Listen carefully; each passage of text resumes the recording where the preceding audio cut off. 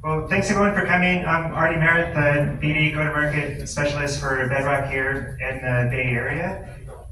How familiar are you all with Bedrock? Are people using Bedrock at all? Good stuff. So Bedrock is our fully managed service for building, deploying, and maintaining generative AI applications. And just for folks that aren't aware of it, there's three key tenets to keep in mind with Bedrock. The first is model choice. It depends on the region you're in, but if you're, say, using Oregon or US West 2 out here, you have access to about 60 models that are on-demand serverless, and another 160, and this include popular models like Anthropic and Cohere and our own models from Nova. And then we have nearly 160 more available through the marketplace. And that's a lot of open source models, ones from Hugging Face, and a lot of different popular models that you can choose from. The second is the features and functionality. There's so many features you don't have to build yourself, and that includes knowledge bases and guardrails and intelligent prompt routing. It all comes part of Bedrock. And the third, which is really key, is the data privacy and security. That if you're using Bedrock, you can rest assured that the data that you're sending is not going back to the model providers. Models providers aren't using it, we're not using it, so you can rest assured your customers' data is safe in that sense. So before we get started with the startup demos, we have a couple of demos from Ryan and Manoj here of our new Strands feature, our SDK. So here we go.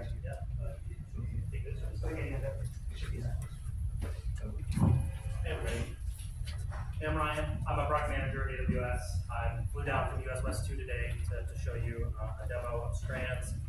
It's an open source framework we put out in May. I've been working with the team who built it internally for a lot of the Amazon Q features that we built up on Bedrock for developers, but this is now a standalone open source SDK on GitHub. And it specializes in helping you build up agents in just a few lines of code. So I'm going to show you one that's slightly more lines of code, make that a little bit bigger. It's today a Python SDK. You just import the agent. You import tools or describe your own. You can decorate Python functions. You can bring in any MCP server, and then you import a model. Of course, for tonight, I'm using Bedrock. I can use other model providers and Strands though if I wanted.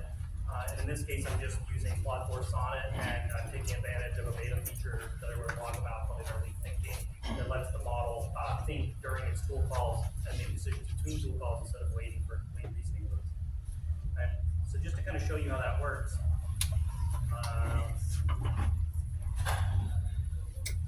let's queue up this first demo. So while this is running, I'll show you the prompt real quick.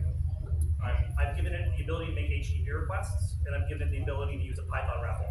And then I've just asked it, I should have put San Francisco in here, but which city is closest to the ISS right now?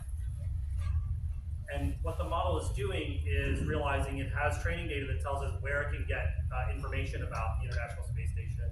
And it's developing its own plan. Strands is designed to really embrace models coming up with its own plan and reasoning through its own chain of thought to resolve that plan using the tools you give it, so that you have to write less developer boilerplate, less code to maintain, and let the model make some of these decisions. You can influence it, and Manoj is going to show you some more of that complexity of how you can layer things in as you go. But obviously, I'm making a very simple agent that's doing a very simple thing, and as it goes here, it's determining all the information it needs. It goes against the position. It'll then calculate, okay, I know the latitude and longitude of where it is now, and I know where these cities are, so now I need to do some math, and it's generating Python code to do that math. And then at the end, it's going to tell me which city. It looks like my hometown of Portland, Oregon, is currently closest to the ISS, and it'll include things like angles in addition to latitude and longitude. Okay, so that's all fine and good. Let me move on to show you one more thing that we can do.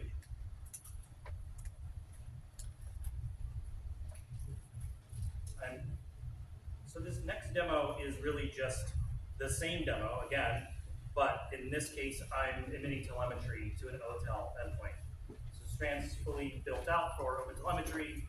I could be using LangFuse today, but just for simplicity's sake, I'm using a built-in Jaeger container that I'm running off the internet, and I can start inspecting the trace. Let me zoom in a little bit. You're not going to see anything different here, other than unless the ISS has moved significantly away from Portland. But what you will see is all the sort of reasoning information that wasn't being exposed on my cloud So you get all the reasoning blocks of the model, including those additional reasoning blocks that come from interleaved thinking. You'll see all the tool uses, you'll see the tool results, and all the other telemetry, like how many tool calls, how many tokens, how many event loops.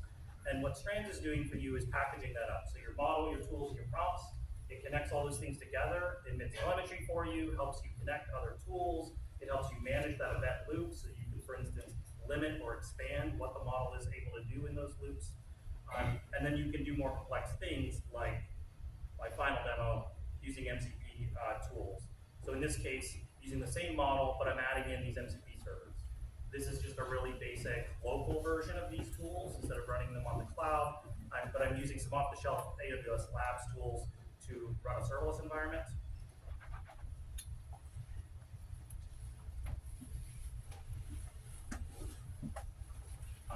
And I'll just run that to kind of show you how that works. In this case, it's installing those tools because I know I already have those provisioned. It's then doing the same loop it did before, which is to come up with what is my plan. And in this case, my prompt is just act like a serverless architect, use my tools to come up with infrastructure templates, create diagrams, estimate costs, and I can give it permission to write into a particular directory. And then I've given it a task in my standard prompt, which is I want a hello world endpoint running on API Gateway DynamoDB. And we're not going to let it go all the way, but you can see that it starts to put together its plan of how to do this. And then the MCP servers, in this case, further reinforce what the model can do by injecting additional prompts on best practices for serverless, tools for creating infrastructure templates that are validated with language syntax correctness, so that the end result is much more complete and much more accurate, and the model controls all the logic to come up with this architecture pattern, and I can iterate on from there. For time's sake, I'll hand over to Manoush to a more in-depth demo of what you can do to start influencing all the agent patterns, and then we'll be around for questions after.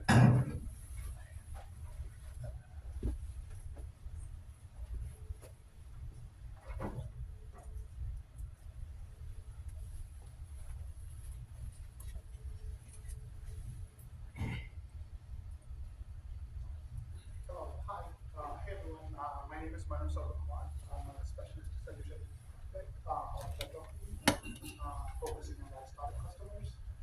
So today I'm going to build up on what Ryan talked about, our strands with an SDK, to show you how you can actually build a multi-agent system and how to think about building multi-agent system starting from scratch using strands. I already ran the notebook and I've got the results. So, I'm going to run the cells, but I'll keep explaining how we can think about building multi-agent systems. Right? As Ryan was saying,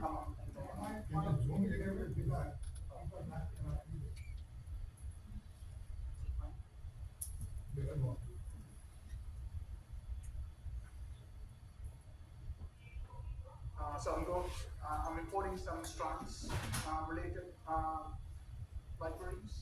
So I'm configuring here a Bedrock model, Nova Micro, but you can actually configure any other Bedrock models, or you can make open source models if you want.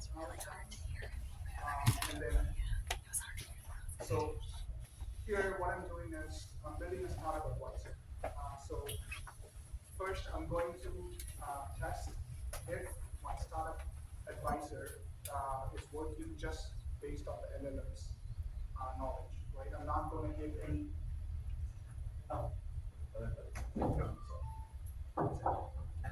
Hello.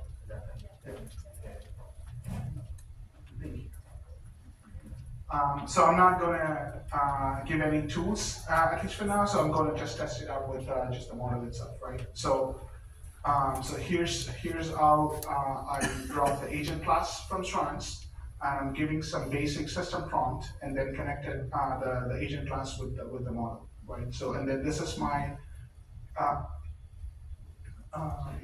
prompt, a simple startup idea that I want to have more information on.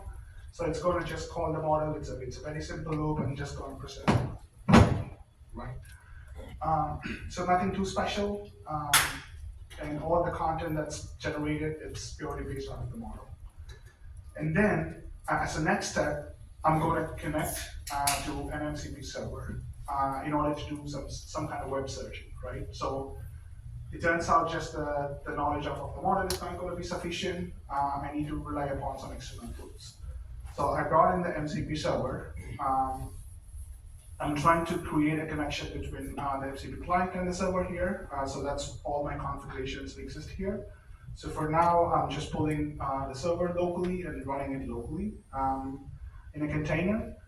Um, so I'm configuring those MCP server, and then you can see here, as a part of Strata's configuration, I'm assigning these search tools, which are coming actually from the MCP, Perplexity MCP server. So I'm pulling off those tools from the MCP server and then configuring it to work with my agent. And now you can see how the model runs, how the agent runs is actually it's going to go into the call the MCP server, get all the tools. You can see all the complexity related tools here, and then it's going to start thinking about how to leverage those tools to complete the tasks that I've given to the agent. Right. So you can see here, there's much more comprehensive content here. And you can see some of the content here. It's talking about the latest information from 2024, what's the market size, those kind of stuff, which wasn't existed before, just off of the model, because all this content are actually pulled from the web search, from the Perplexity server, right? And now I'm slowly, progressively keep building the complexity to improve my use case here. So I'm adding a Swarm, which is an inbuilt tool from Strands. So this is going to actually let you spin off multiple agents on your behalf, with just one line of code, right? Like so here, I'm saying, hey, my agent not just use the search tool, but also use the Swarm tool, which is coming off of the Strands agent. So what it's going to do is it's going to look at the prompt. So here I'm saying, create a swarm of 2 specialist agents to reason about this and complete my task. So Swarm is a kind of tool that you can actually use for any kind of brainstorming, or if there's any use case that you need, like a collective intelligence of multiple models. So that's when you would be able to take advantage of this. So I'm combining all those tools, giving it to the agent, and then trying to see if my use case is working any better, right? So obviously, because of the intelligence applied from multiple agents, here at least like 3 agents we're talking about, which is like a coordinator plus a couple of specialists. The content that we got from the final agent is obviously much more comprehensive and thorough, which I like about it. So I'm just going to keep on building this complexity, right? So you can see here how Strands is helping you think through the use case and build the complexity, right? You would just change a few lines of code to add whatever you were trying to accomplish, right? And then, so I realized all the content that I produced from my Swarm team is actually good enough from a market research perspective, but it's confusing. There is no strategy for my startup. So I'm going to bring in a chief strategist agent, which is going to help strategize all the thinking that is already done by a marketing research agent, right?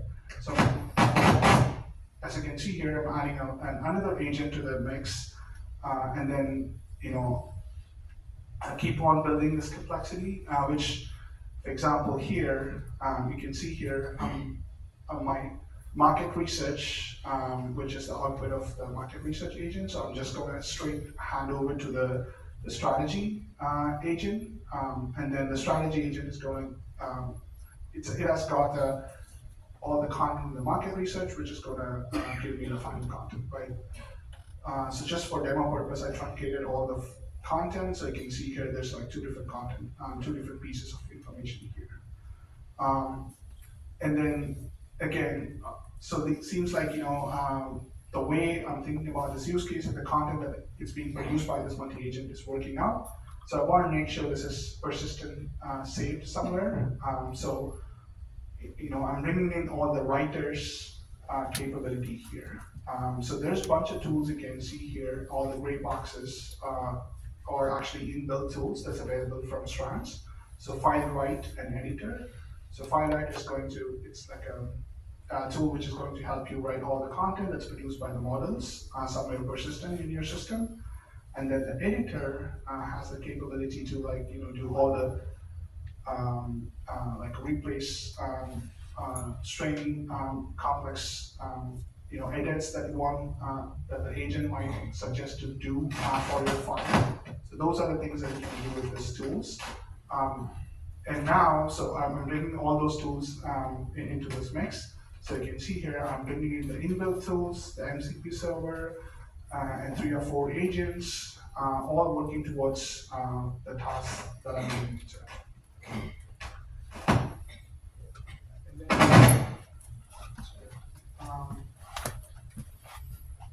so that's how I think about it. And then finally, you can see this is the full pipeline, which we came up with, from a startup advisor standpoint.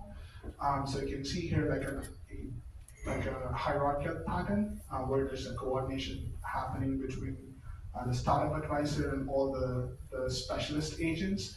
And within the specialist agents, they've got access to the inbuilt tools and also the remote tools. So that's how that's how easy it is to build a multi-agent workflow with the Strands agent. And just for the demo purpose, I kept it short, and then this is a kind of report that you would get from the workflow if you run it with like for 90 years. That's multi-agent workflow from Strands.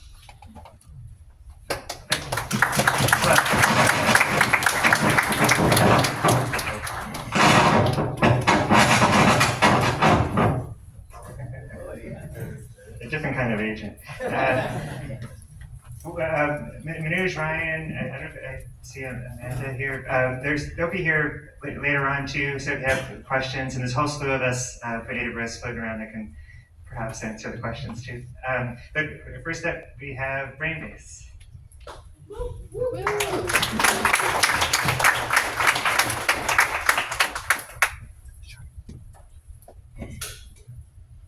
Hello? No. Yeah, that should be good. Can people hear me? Right, I don't want to turn it on. Alright, let me do this. Everyone, I'm Gokhan. I'm from Brainbase Labs. We are an application layer AI company. So on top of LLMs, on top of AI improvements, we create algorithmic and environmentalized methods to make AI agents useful. So today I want to show a preview of Kafka, our first agent that we are putting out publicly that we see as the first true AI employee, and I'll explain kind of why we see it as the first true AI employee. Give us a second.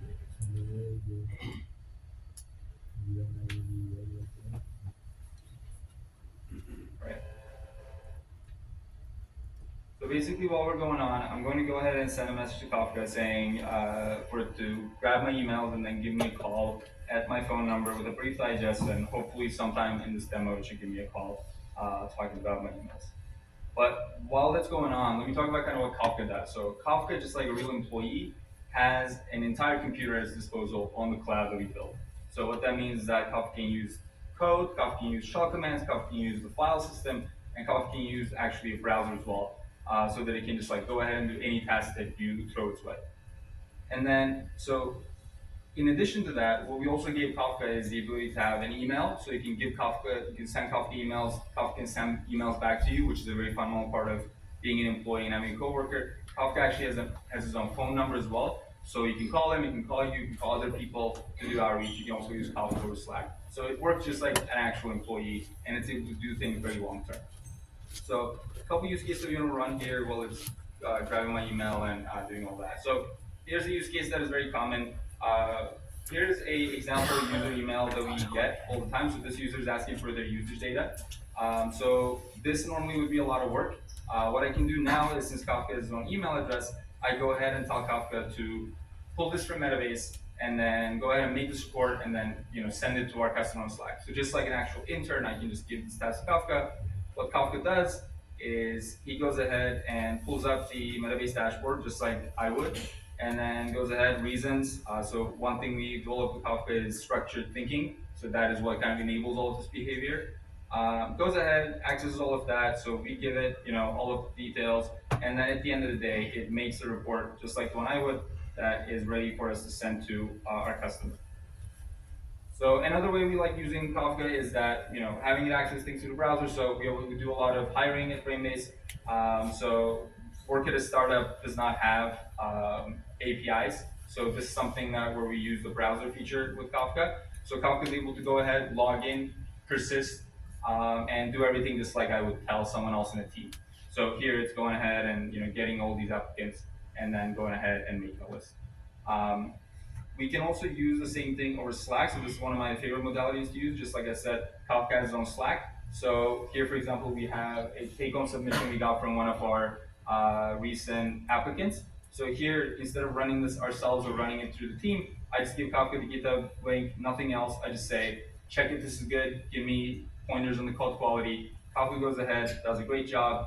It runs the entire thing. It tells us, what's good about this candidate, what's not good about this candidate. This is my favorite modality to use Kafka probably.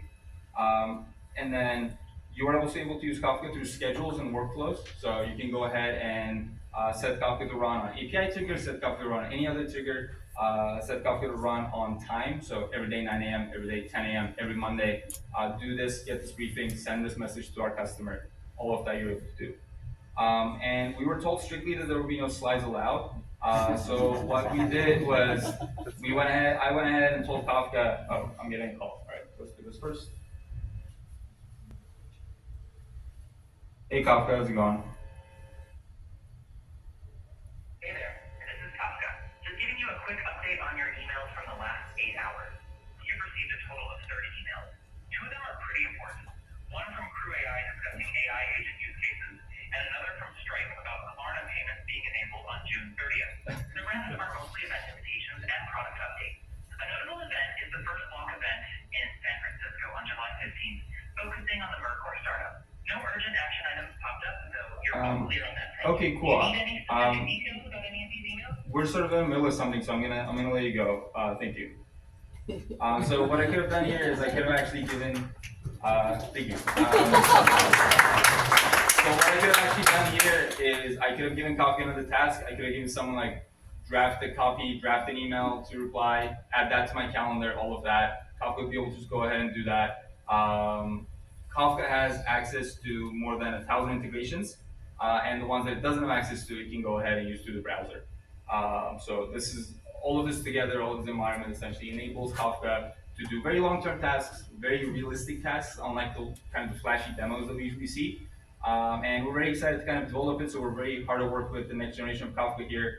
And we are releasing this pretty soon, so you guys are some of the first people to see this in action. And let me wrap this up before I go into questions. So, like I said, we were told we were not allowed slides.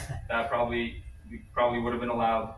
But what I told Kafka was I told him to go ahead and make a web application with a QR code that points to our waitlist. Kafka went ahead. Kafka was able to do by coding and just coding, deployment, all of that.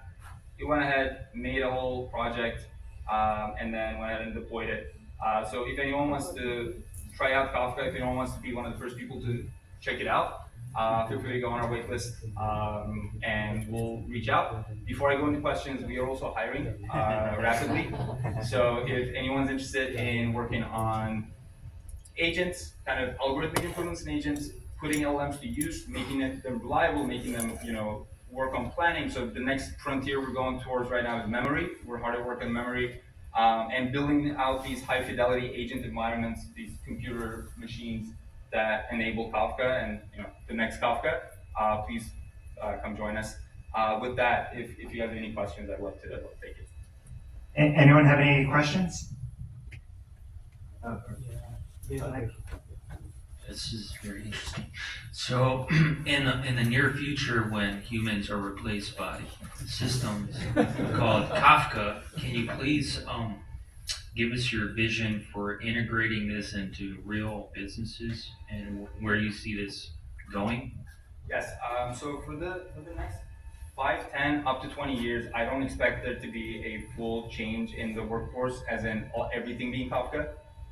I do think what we're going to see very quickly is going to be something where people start working with Kafka and people start delegating more and more extensive tasks to things like Kafka. So right now, what we internally think of Kafka and what we're seeing from our enterprise customers is Kafka acts sort of like an intern. It's a very smart intern, it's a very capable intern, but it is an intern nonetheless. So you don't want to give it anything where it's sort of, it's on the scale of weeks to months of like tasks. You don't want to have it for the moment, interface with all of your customers, interface with all, do the account management. We are going to get there, so that is like our aim. But for the time being, it's going to be a big co-working situation where you just take a lot of the menial tasks, a lot of the sort of repetitive, but still medium importance tasks, and you'll be able to give them all to AI. That's kind of what we expect.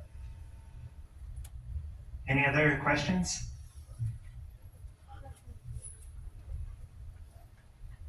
I'm sorry, but I'm not sure if you're allowed to. Can you tell us what kind of stack you're using?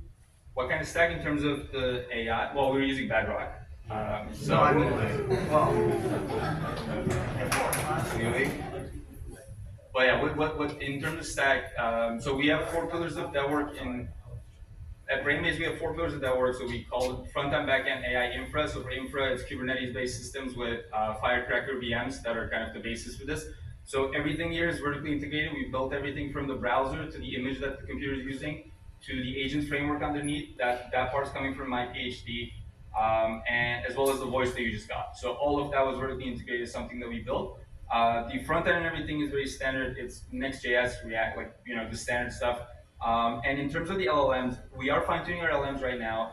We're fine-tuning different versions to run on our agent framework, but you are able to use all of the available popular LLMs on Kafka and kind of have them power it.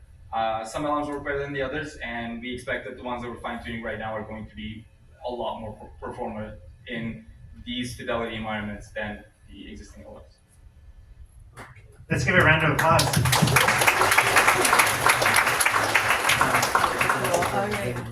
So next up, we have Amir with Cowbell. Employee, no agent employee.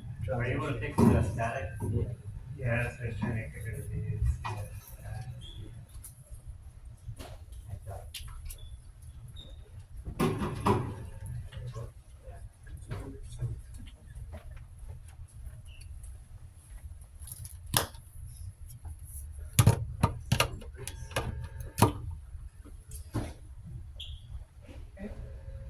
Good evening, everyone. My name is Amir, Data Science Manager at Cowbell, where we build LLM applications.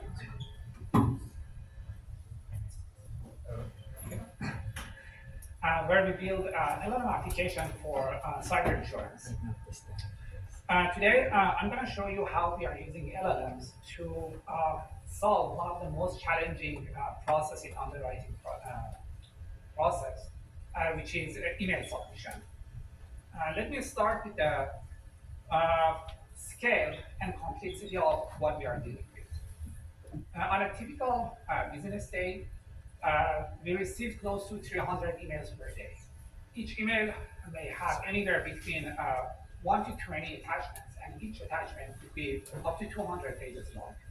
So we are talking about thousands of pages of unstructured data that needs to be processed, interpreted, reconciled, and turned into something actionable.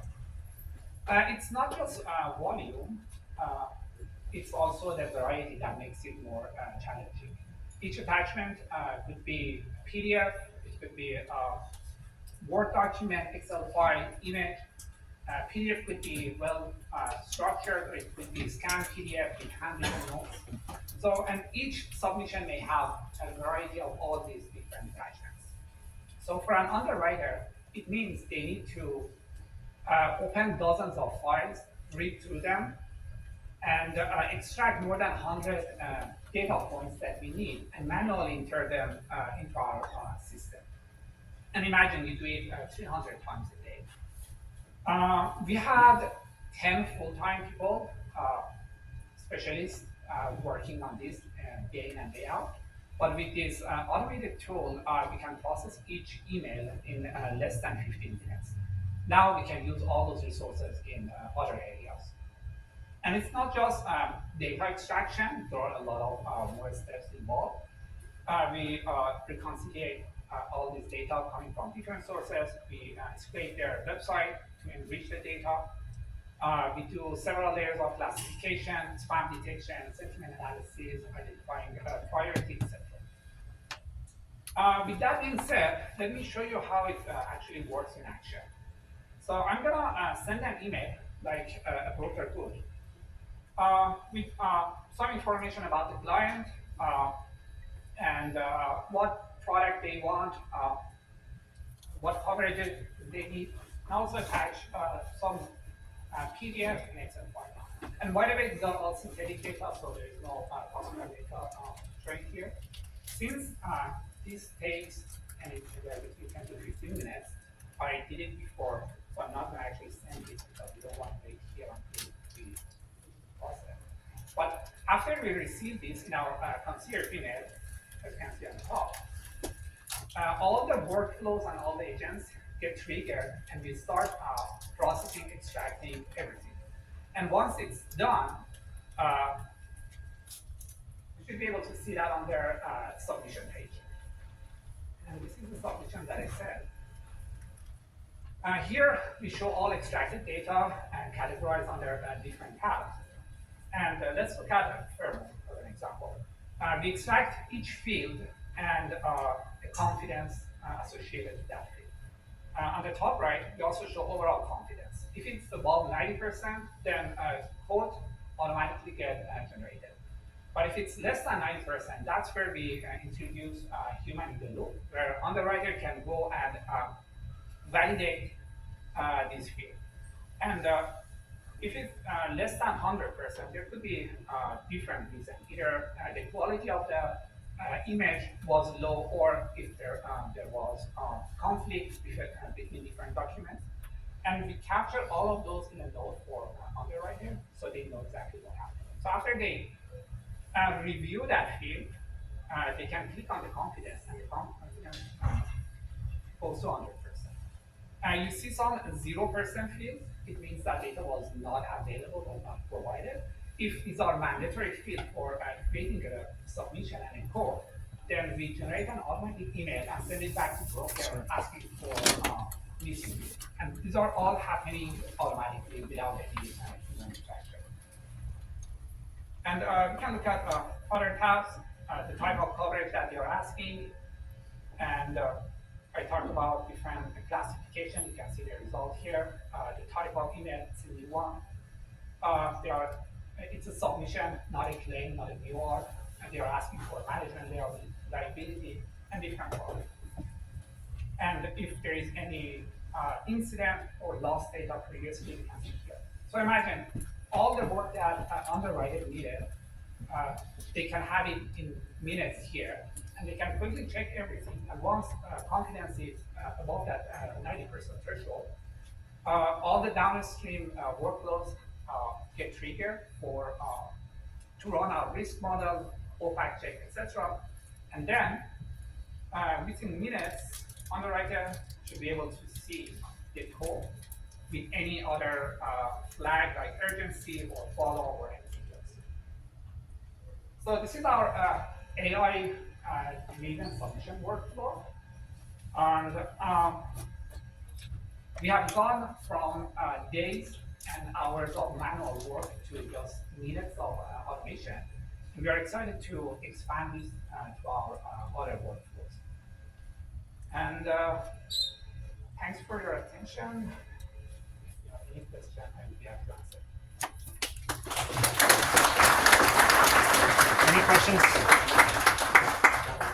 Any questions for Amir?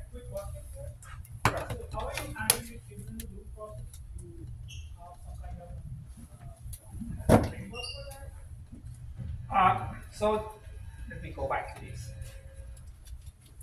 submission part. If you are a specialist, then you will see this page, and whatever is here is not automatically generated. So underwriter can go ahead and check this.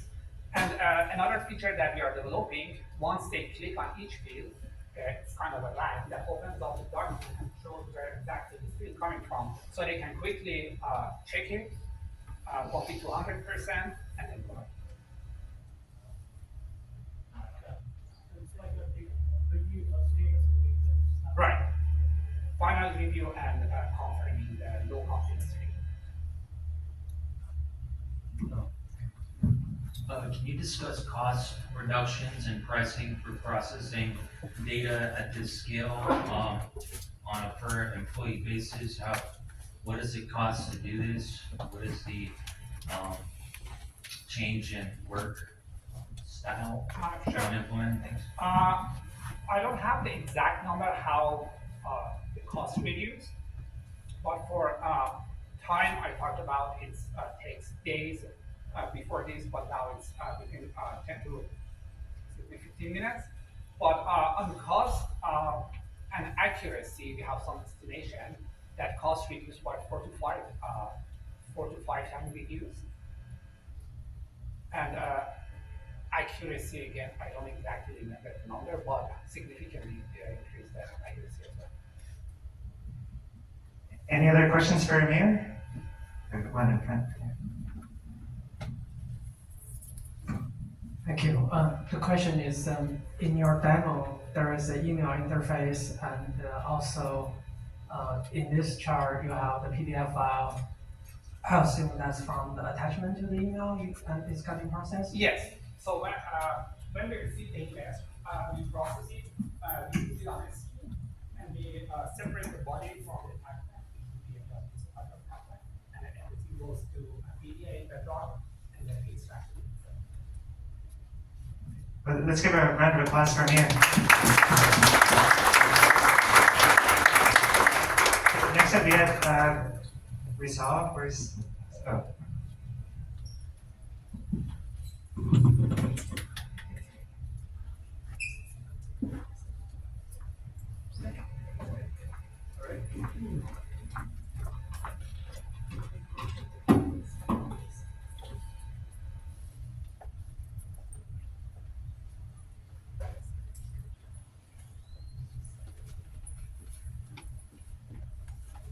Can you guys hear me? Perfect. Hi everyone, my name is Varun. I'm from Resolve AI and this is my colleague Vasant. So we are an agentic AI company for software engineering. That's a bunch of buzzwords, but so specifically in software engineering, we are focused on the part that most engineers hate, touching the production systems. In production systems, we are out to solve only one problem. How can we give you context? Basically, how can we give you that tribal knowledge that you've accumulated over the years? How can we connect different data points and give you the right signal? Or how can we create causality from multiple data points that you see across the board? One single thing, context, how can we give that to you? The biggest application that we see, we thought, okay, where can we apply this? Which is the most useful? And also the place where you hate the most, that is on-call incidents. I haven't met many people, although one or two, that really liked solving for on-call incidents, but so that's what we are out to solve for. So we are creating an autonomous first responder to any on-call incidents that you see in your production systems. Specifically, I'll now pass it to Vasant to actually give you a quick demo. How many of you are on call right now? Anyone? Okay, there are quite a few. Wow. Okay, that's good. God bless you. So let's look at a typical scenario, right? Like you're on call. Let's say there is an alert channel. Resolve, we have our agent on our own alert channel, and it's 8 a.m. Maybe you are getting ready for office, or in my case, maybe you are turning off the alarm, and you get paged, right? Like so suddenly a page goes up, and you are an on-caller, you're new to the team, and you're like, what the hell is going on? What exactly is even this alert, right? So first of all, Resolve automatically first acknowledges the page. Okay, I'm on it. I'm starting to look into what's going on, and so the incident itself got posted at 8:02. In about a minute or so, it looks at your company's systems, infrastructure, and all the things, the alerting entity, what is going on, and it will post an initial triage. So the point of the initial triage is to figure out, like, okay, what is even this alert, right? Like in this case, it found that this alert happened in the front-end Kubernetes service, and it has a sharp spike in error logs, which cause this alert to trigger. There's a whole bunch of logs that indicate like there are certain failures that contributed to this alert triggering. There are a few things from the traces from your tracing system that more or less provide some evidence as to what could have happened. It also tells why this alert fired, because a lot of times people who are on call are not the ones who set up these alerts. They are likely seeing it for the first time. They are as clueless as anybody else, right? Like it's all new. So the first thing we do within like a minute or so, we post an initial triage to try and get an understanding of what exactly is this alert, what's going on. This time it takes for you to acknowledge and open up Slack, right? And then we go into a little bit more deeper investigation, think of it like a deep research, where we start to look at the blast radius, try to see where else something might have failed. Usually, a lot of times an alert fires, it's not necessarily a single system, it's usually something else that's going on in the infra. A lot of times it's a different on-call rotation, different team altogether. And so now we start to look at a broader system, and we do what is called as a root cause analysis, right? Like we start to look at multiple systems, try to see what else failed that could have contributed to it. And then about, in this case, about 5 to 6 minutes, we come back and we come up with a theory as to like what could have happened, and we give you a root cause as to what might have caused this alert. Yeah. So one more, maybe one question to stop that we commonly get is this can be replicated by a regular chat interface, right? But when a real engineer would know that everything works through hypothesis, and the biggest piece is where do you get the evidence? Maybe that's can you show that piece in the demo as well? Yeah. So one thing you can tell is, oh, okay, maybe this can be done in like a chat interface, right? Like, why do you need a complicated scenario? You just need like a chat where it will respond. So usually in production systems, what happens is whenever there is something big goes wrong, it's usually not like a single system that goes. It's usually a lot of things that are read, and a lot of people get involved, and people come up with their own theories as to what could have gone wrong. They all investigate in their own direction, and finally one of it might fix it. The way we investigate incidents is very similar. If I open up, let's say, our site, so one thing we do is we cite everything that we do. Like we cite every single thing that we saw in your telemetry, so that you can verify that we are not hallucinating. You are not reading like a blurb from an LLM and like changing your production, right? Like so, we do exhaustive citations.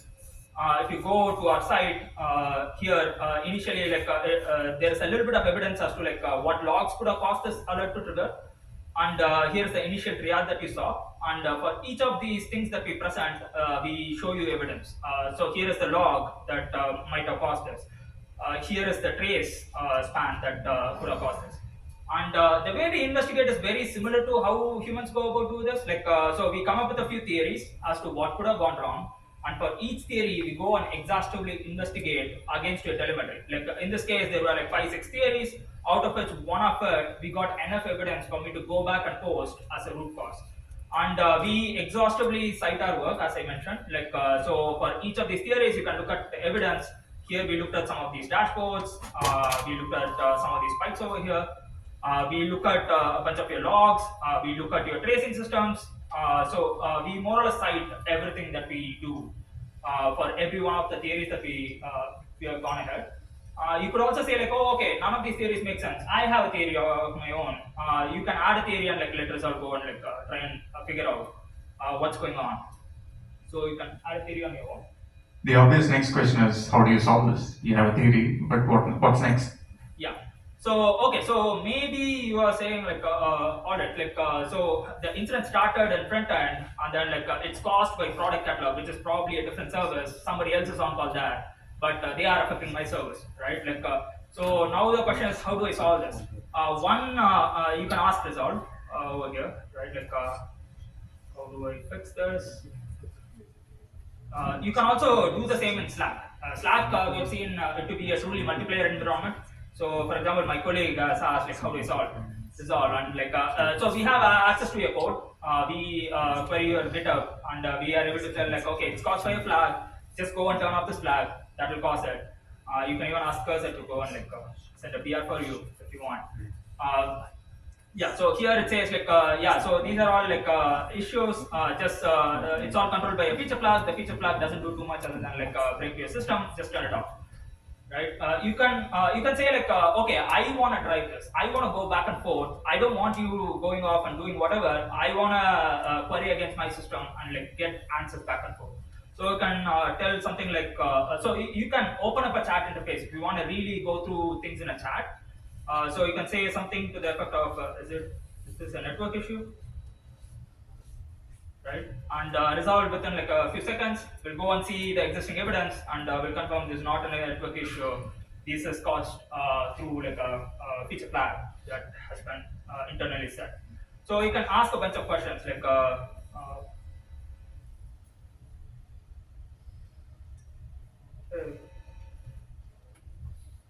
what is this? And you'll be able to look and bring out your resource configuration for a single service. So a lot of times for a non-caller, especially when there is limited context, it's very hard for you to go and hunt out all of these things that's going on. So Resolve more or less has access to all of your telemetry system. We also tell like exactly where we looked at, and it gives you a lot of context to work with. Yep, that's it. Anyone have any questions?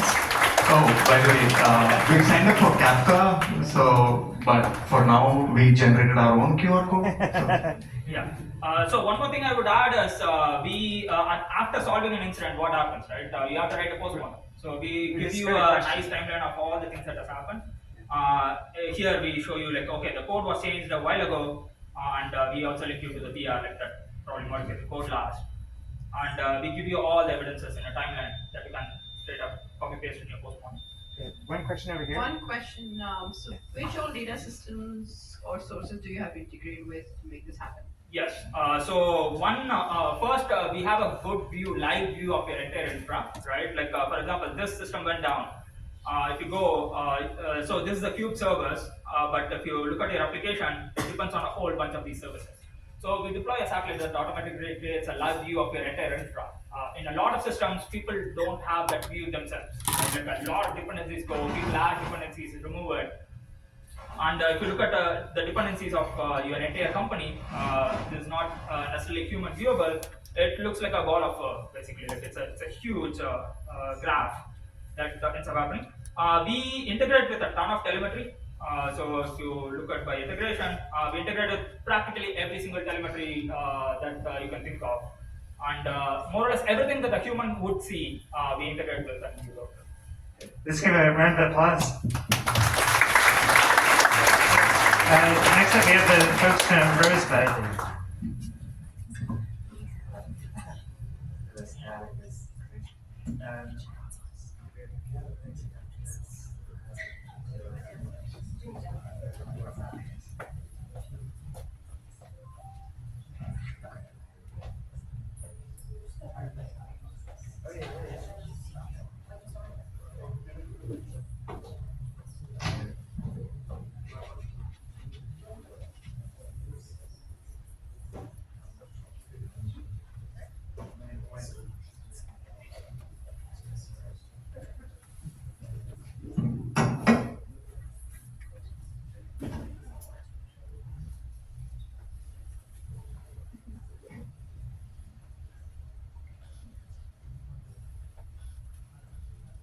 All right, so I'm Alicia, this is Jason, and we're with Rosebud AI, I'm the founder.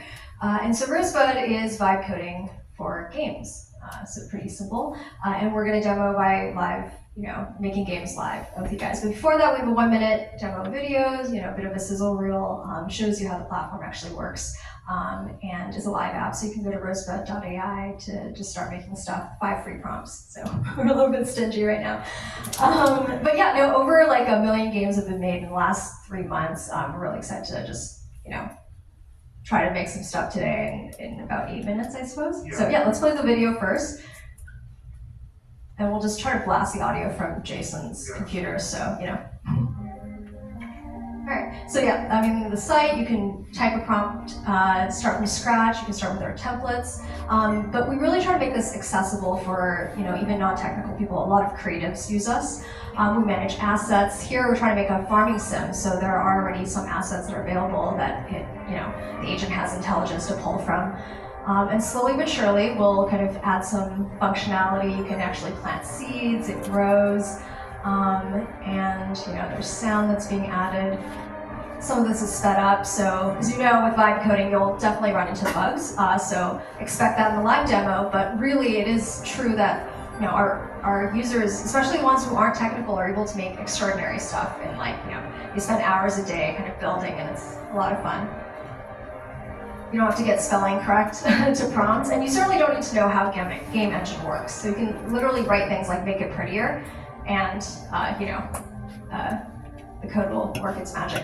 One-click deploy, you can name the project and you have a shareable URL. So it's really fun for prototyping, even for people who are technical, right? Like getting a game started on Cursor is, it's just hard to make a game, period. So having Rosebud to start where you have templates, ideas, prompts, it's very fast. Okay, so that's live demo. Let's actually try, that was not live demo, let's actually try live demoing. So we have a couple of templates started. We can also just show you, so this is the website, and we can, you want to start with some prompts, and then we can get that generating, and then we can rotate to the other templates. Okay, so we'll start in the prompt bar. I'll say, make me a shooter where CCD. Yeah. 3D game. All Yeah, right. and you can choose 2D or 3D. Definitely happy to take shout outs from the audience too. Make sure this is not scripted. Yeah. Templates. Yeah, so that's generating. Jason just opened a template. And so one thing that Rosebud does that makes things easier is if you have a live game that somebody published, you can go down to the footer and remix this game. So you can fork that game instantly, open it up in Rosebud in our editors, as you can see here, and start prompting. So a lot of people like to reskin it. You can totally change up the vibes by, I don't know, should we make this a horror game? This looks very cheerful. So just to show the difference in just a few prompts. You can describe, it really just don't have to be very sophisticated in how you describe it. Just make a horror game and kind of see what it does. We try to break it down into maybe simpler steps if we feel like it will fail in one prompt. As you can imagine, we're orchestrating several different models underneath the hood. And some templates are already preloaded with assets, so you don't have to go out and hunt for assets. You might want to AI generate assets. Those are not usually great. So having we can work with artists too. It doesn't all have to be AI. The main thing is this is a game engine. So yeah. All right, so we ran into an error. That's all right. It's about to happen in a live demo. You have to fix it by whatever there's error. Just fix it. You don't really need to know. Makes it a little bit easier. Yeah. We can show off the asset tab while that's generating, I guess. All right. So and then these are the assets in this project. So again, when you use templates, you can have high quality assets right away. You don't have to go hunt for them, download anything. We have all these here. Yeah. So let's get this recording actually going. All right. So it's change up the lighting. Should we get those lighting? You know what I'm talking about? Look at the keyhole lighting where it's dark all over. Or maybe we just switch this up into a haunted castle or something. So a lot of scene changes. So Make this into a castle. honestly, feel free to shout out ideas. We can get another game started.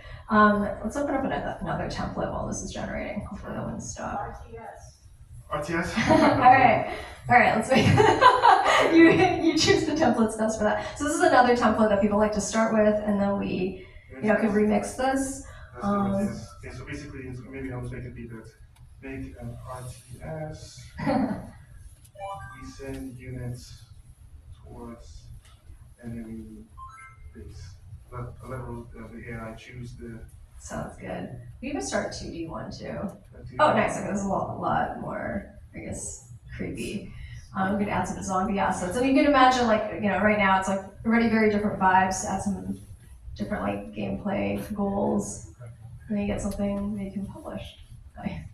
Add a sign with text. Yeah. We can generate that though. The base image model we didn't like. I think we were using not one that's great with text. So. Okay, there we go. Make a lot of silent text, etc. Yeah, might have to generate that with the asset, but that's fine. Let's also, while that's generating, should we try something from scratch with 2D?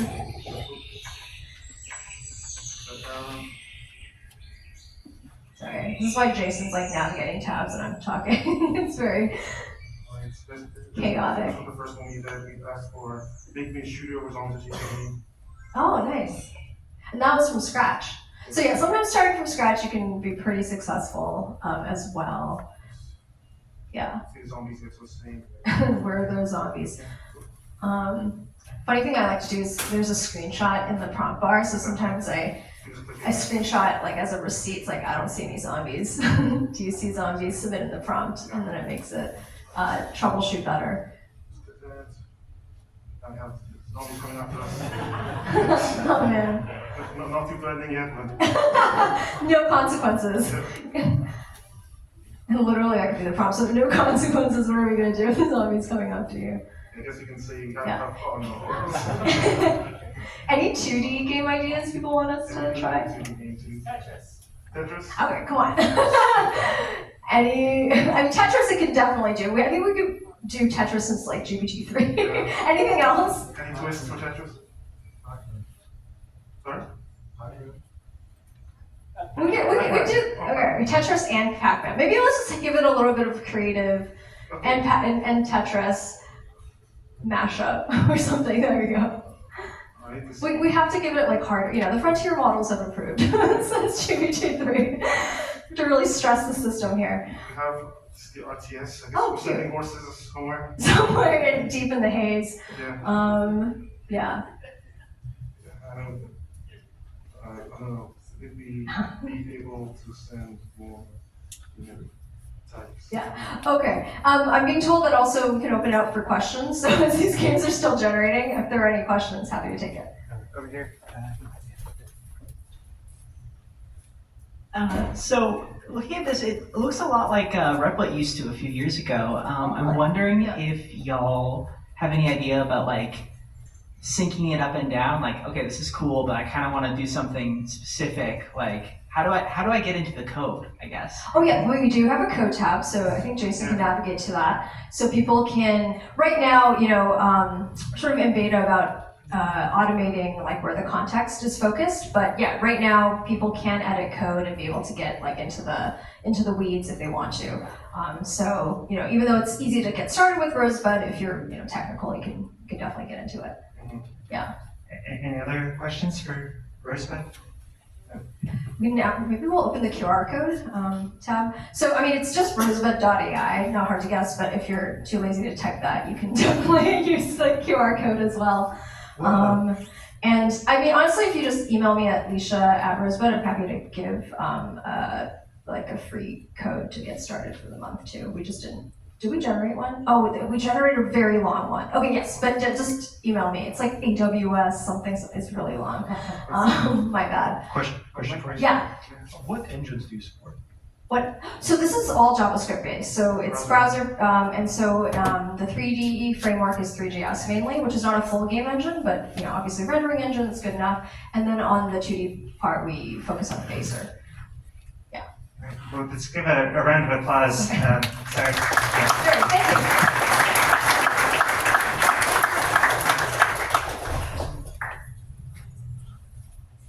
you. Next up, we have Alper with U.com.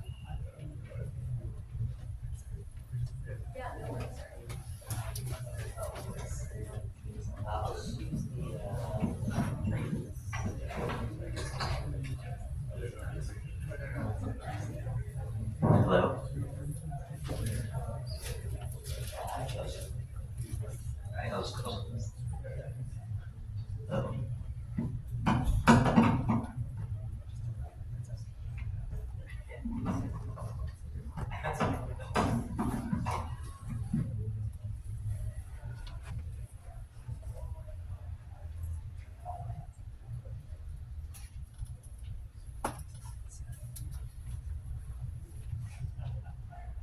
Hello. So yeah, my name is Sahil. I'm here on with U.com, and I'll talk a little bit and kind of show you all a little bit of our product, and I will leave time at the end for questions.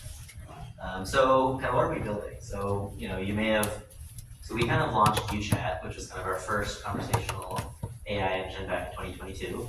The idea behind that was to really link a lot of these advances happening in AI with search, and ever since then we've evolved in many different ways. One of the things that we're focusing on now is deep research, so that's something we're very excited about. And we also have other ways in which people can build agents, and particularly we've been targeting enterprises. So I'll kind of quickly show you. So over here, you can see we have various AI agents. So one of which is our auto mode. This one basically selects the right agent behind the scenes for you, express or fast queries, and we have some custom ones. And I'll demo RE, which is our advanced research and insights agent. But before I do that, I'll kind of just go through, and you can see this is our model selector with various models, including some of our other agents. I'll kind of start off by showing you a little bit of the flow on our compute agent. So this is an example of a query you can give. So this one over here is quite a complicated query.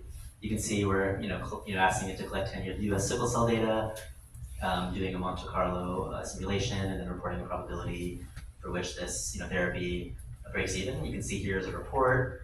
We try to offer as much observability as possible. Over here you can see in red 226 sources. You can click in and see sub-reports for each of these steps. And then at the end, we also have code execution happening, so you can actually look at the code itself if you want to see how some of these things are being computed and visualized over here. And then in the bottom, you can actually see the report with some graphs as well. And I'll go through some examples of reports. So this is another example of a report. This is now using RE. So the end output of RE is this asset, which is right now a PDF. So you can see over here the PDF, and we try to format it like a research paper, and you kind of navigate through this. And then while we're going through this, I might actually just trigger a report. Kind of curious, does anybody in the audience have a topic they want to learn about, do research on, that they would want to see a 20-page report for?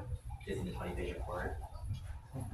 Anything people are interested in learning about? Yeah. Jailbreaking with LLMs. Jailbreaking LLMs? Okay. I have to take away my mic to type.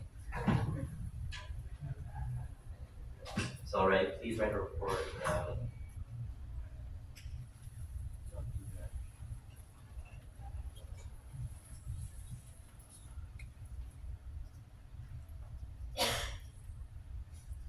What about jailbreaking LLMs do you want to know? Just, companies doing it, attack? Ask it to generate some crazy data sets that actually have to test on later.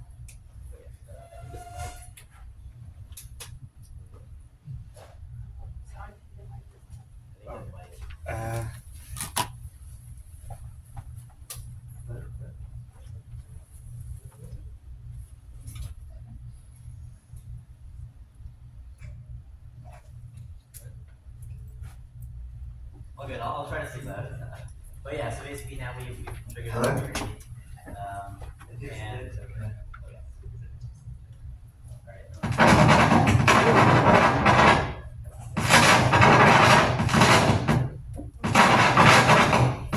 Can we use the questions?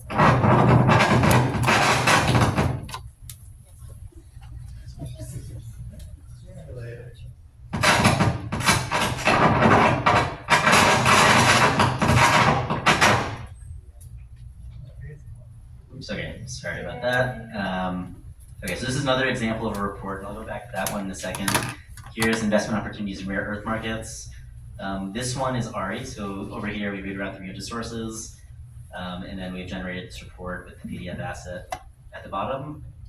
You also have the ability to create additional agents. So if I go here to our agents tab, I'll just go to a new chat for now, and I will go here, custom, you can create agents, you can specify instructions, you can choose different base models as well as some of our auto models, and can add custom instructions. And we have an enable advanced reasoning and advanced research and reasoning mode, which you can use to kind of get some of those more fleshed out steps. Okay, and then for some reason, let me try this again. Not sure what happened here. A live demo. But why don't we? I'll trigger a couple queries. Is there another topic people want to learn about? So we have one about jailbreaking LLMs. Cats. Yeah. Piano learning apps in the market. Okay.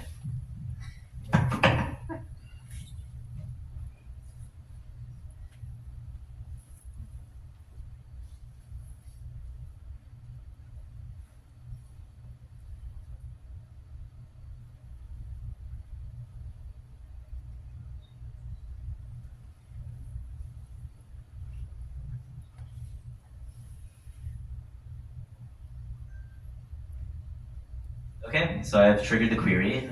So right now it's kind of on thinking step. We have kind of some ability over here to perform preliminary research. So we kind of internally refer to this as some of our multi-step AI. After this step, essentially, oftentimes it'll come back with clarifying questions. And then after that, we offer, one thing we've been thinking a lot about is the ability to edit some of the workflow objectives in order to allow some more control over the end report.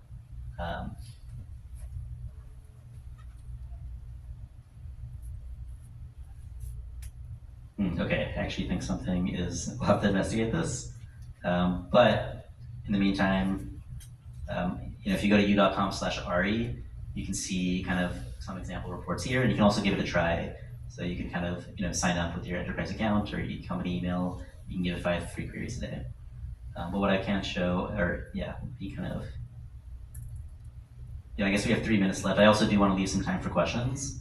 So I'll pause for a second and see if anybody has any questions about u.com, what we're building. And over here, we also have some APIs that we've been offering for developers. So one of them is a web search API. This is something we're quite excited about. Another one is a live news API. So this is specifically for live news if you're working on apps that need very low latency news. Image search API, and then also we're working on our deep research API, aka ARE. Yeah. So have you seen lots of hallucinations or? Have you seen lots of hallucinations, or how do you guarantee about? Yeah, so I think that's a good question.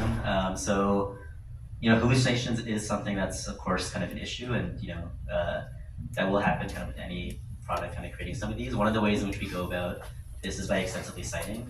So one of the pieces that's different, right now between RE and some of the other deep research offerings is the approach that we take. One of which is we do kind of more extensive web search. So I think right now, if we look at kind of our approach versus some of OpenAI and Gemini's models, we're generally doing 300 to 400 web pages per query. If you look at OpenAI, they're usually doing around 10 to 15. So we're basically very rigorously scraping, searching the web and citing whatever claims that we can. So we do measure and benchmark kind of our citations and our ability to cite as many of the claims that we do. And that's the approach that we've taken, is a citation first approach. One over here. Okay, first thing I noticed about your demo was your domain. How much did u.com cost? Yeah, it was expensive. I actually don't even know the price myself, but it was a gift from one of our investors. Okay. Any other questions? Yeah. Do you have like social media APIs, like Twitter APIs, something like that? What do you mean by a Twitter API? Twitter Search. API. Oh no, we don't have a Twitter API. Yeah. I think those are hard to come by too, or at least like you might have to pay, and they lock those down, and you can't scrape it. But I have a question on, is there a potential for like enterprise support in the sense where you would set this up, say some enterprise client on your roadmap and connect to their database, like via sort of like Glean, and then they can do research across their internal databases and like type up reports for them? Is there like a enterprise support on the roadmap, or is this primarily B2C? Yeah, it's a great question. So yes, enterprise support is on the roadmap. That's something that we're very much focused on right now. And connecting to private data sources is something that we've done for certain customers, and we do in different ways. Our approach, so I think Glean, you mentioned Glean. So one of the things that we focus on is, right now what we showed is enterprise, but it does use a lot of public data. So I think one of our specialties, because we started as an alternative search engine back in 2020, is we've kind of focused on the public data end, and now we're adding the ability to upload private data. So you can upload files already into RE and use that to ground some of your reports. We can also ingest some of that data into some of our indices, et cetera, and power some reports that way. But yes, so it is very much something that's top of mind for us. Let's give a round of applause. So we have one more demo from Zed.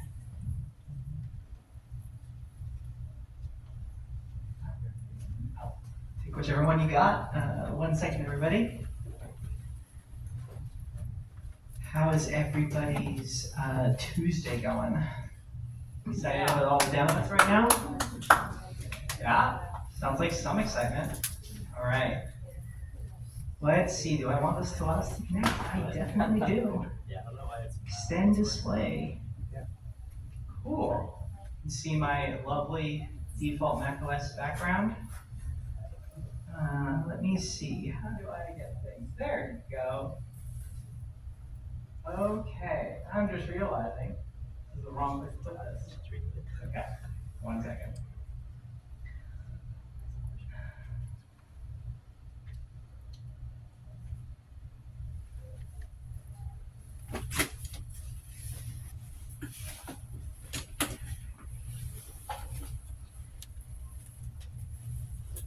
There's the wrong button as well. Sorry, everybody. Should have set this earlier.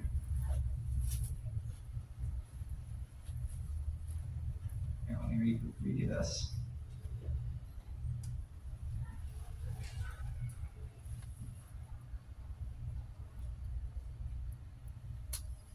Okay.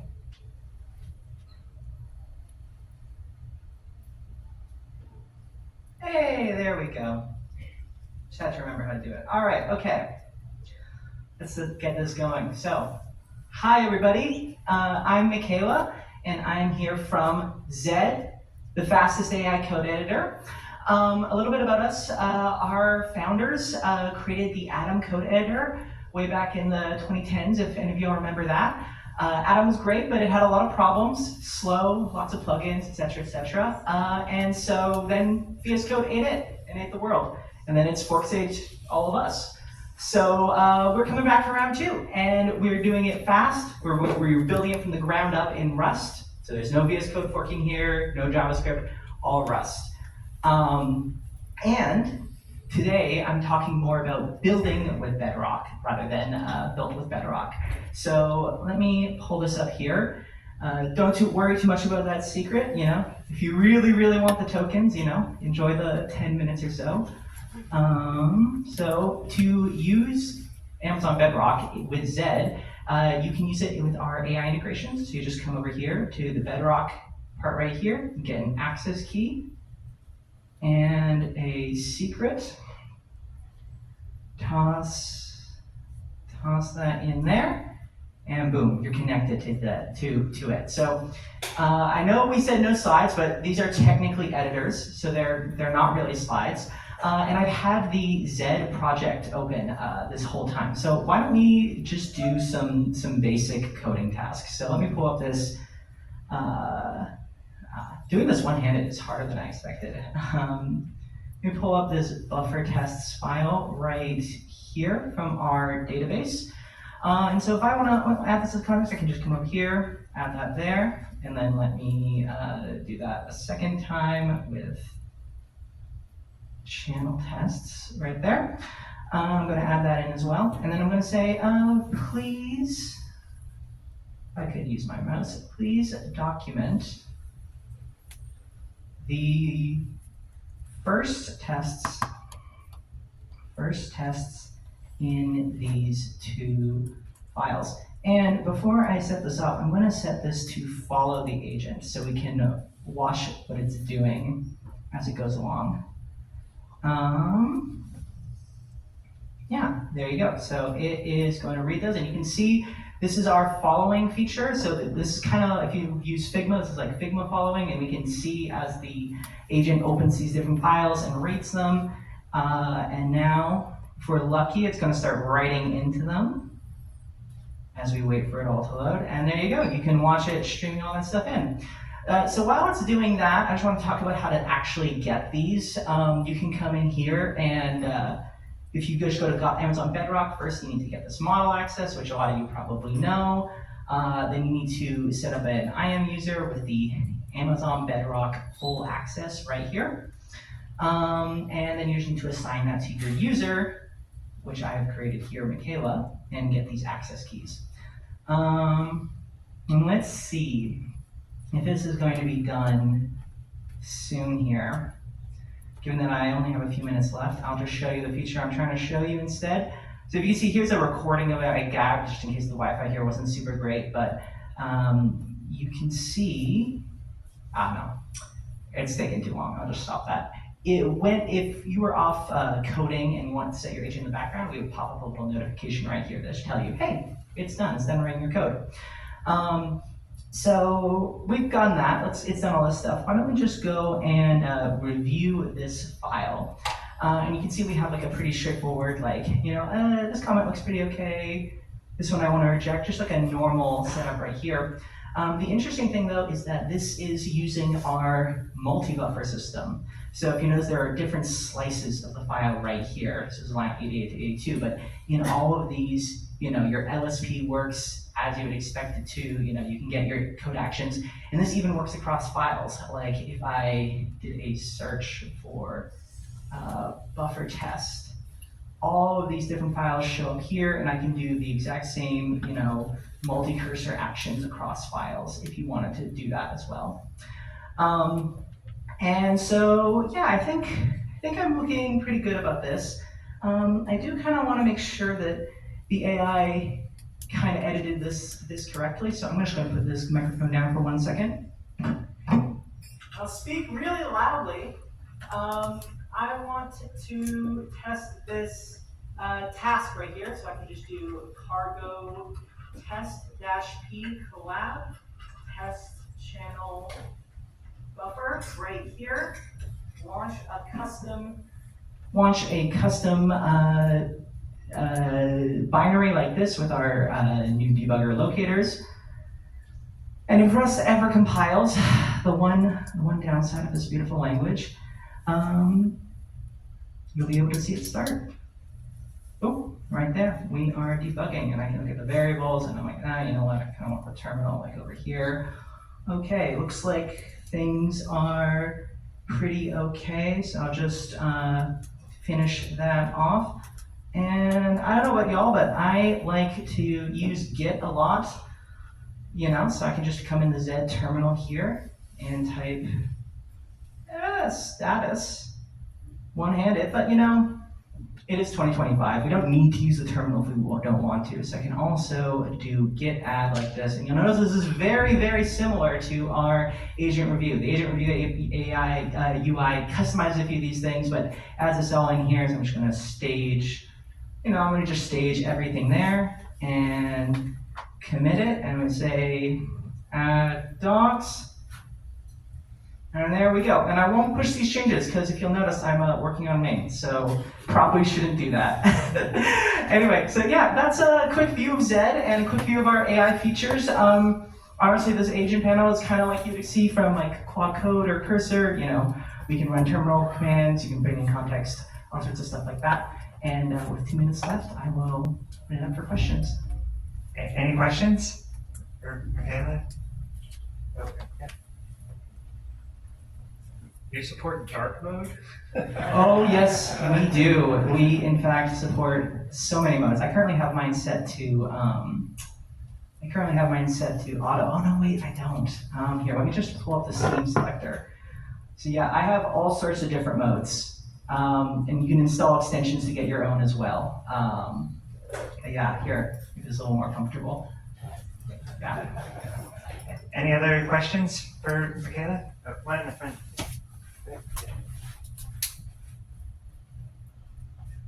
How is it with language support? We support basically all major languages, and we have an extension system. So if you have an LSP, language server, or a tree sitter grammar, we can add that language to Zed. And it is something of it like VS Code compatible? Nope, we're written in Rust. We don't have JavaScript, we don't have V8, don't have any of that good stuff, so we got to do it from scratch. So it's been a couple years doing this. Yeah. So let's give a round of applause. Oh, yeah, and one more thing. I want to say thank you specifically to Shardul Vaidya, who implemented most of this stuff because Zed is open source. And so somebody on the AWS team just came in and added our Bedrock integration. So I can be here with y'all today.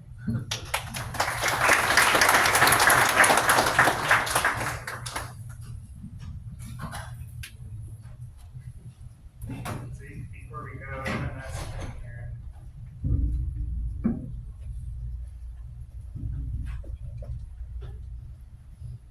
So the next event, we're taking July off. The next event is August 12th. That's the link. But up there, that QR code is a QR code to a survey. If you feel comfortable surveying the event, you'll get $25 in credits from AWS.